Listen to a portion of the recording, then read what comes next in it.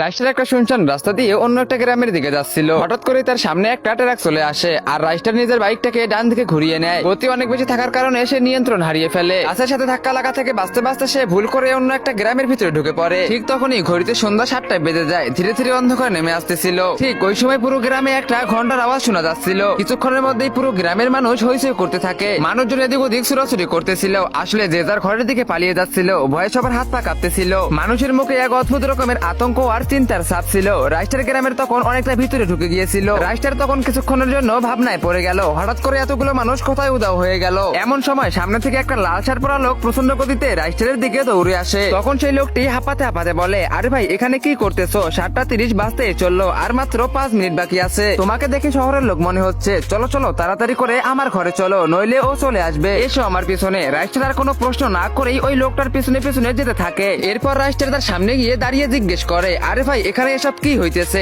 তুমি আমাকে 7:30 আগে তোমার ঘরে কেন নিয়ে যাচ্ছ?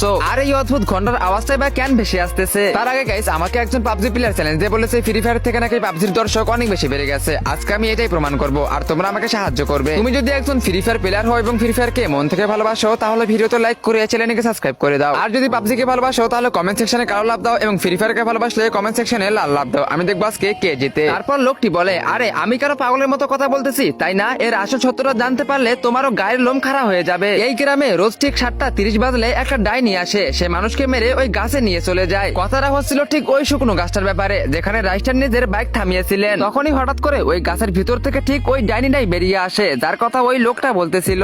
রাইস্টার সেই ডাইনিটিকে দেখে একেবারে স্তম্ভিত হয়ে গেল। ব্যাস তারপর আর কি, ডাইনিটা ওদের দুজনকে দেখে ওদের দিকে এগিয়ে আসতে থাকে। তো গাইস এরপর কি হয়েছিল তোমরা সাথে দেখতে পারবে পার্ট 2 তে। পার্ট 2 দেখতে ভিডিওতে লাইক করে কমেন্ট বক্সে কমেন্ট করো পার্ট 2।